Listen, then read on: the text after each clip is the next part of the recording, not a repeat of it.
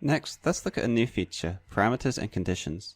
Just like the Unity animator, conversations can have parameters, and you can check the values of these parameters to check whether a connection will go through or not. To show you how this works, I'll create a new integer parameter and I'll call it character level, and I'll set this default value to 1. You can also set Boolean parameters that are either true or false. In the left side of this conversation, I'm looking for a quest. Afterwards, a quest is offered to the player. However, I want to update this so the quest is only offered if the player is a high enough level. So I'm going to create a new speech node, and in this new speech node, the NPC will say, "You do not have a high enough level." Now, I'm going to click on the connection where he offers the quest, and I'm going to add a condition of character level, and I'm going to set it that it must be greater than 9. This way, character level must be 10 or higher for this connection to go through. If it doesn't use this connection, it will use the next connection, which has no conditions.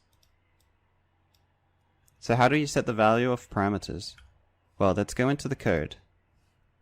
You can use the setInteger and the setBoolean functions on Conversation Manager instance to update the value of a parameter.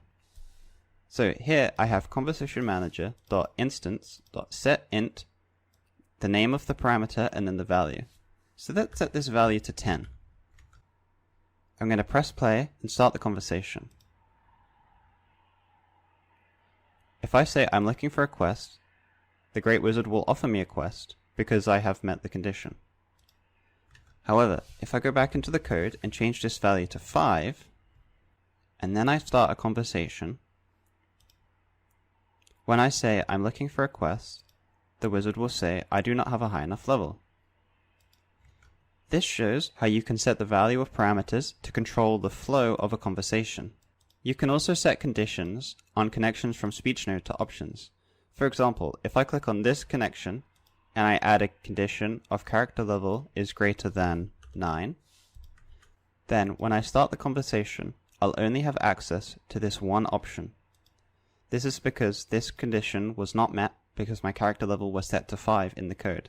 This allows you to control the flow of a conversation based on the current status of your game. It's also possible to control the flow of a conversation based on previous options you've made in the conversation. For now, I've gone ahead and cleared all of the parameters and conditions in the conversation, and I'm going to make a new Boolean parameter, was secret option chosen, and it's going to have a default value of false, so I'll leave this unticked. Now, I have a conversation here where, regardless of which option I pick, it ends up back at this final speech node, and it has two options. However, I will make it so that option 2 has a condition where was secret option chosen is equal to true. And now, when I click on the option I don't want anything, I will use this setParam so that I can set the value of a parameter when that option is chosen.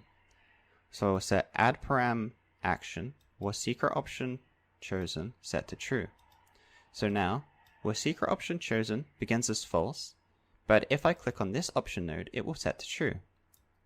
You can also do this for speech nodes by using the setParam action on a speech node as well.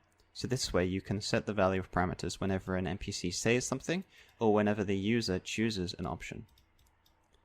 So now that we have this set up, let's press play. When I start the conversation and I say I don't want anything, and then I end up at the final speech node, I have two options, 1 and 2. However, let's start the conversation again, and this time I'll choose the first option, I'm looking for a quest.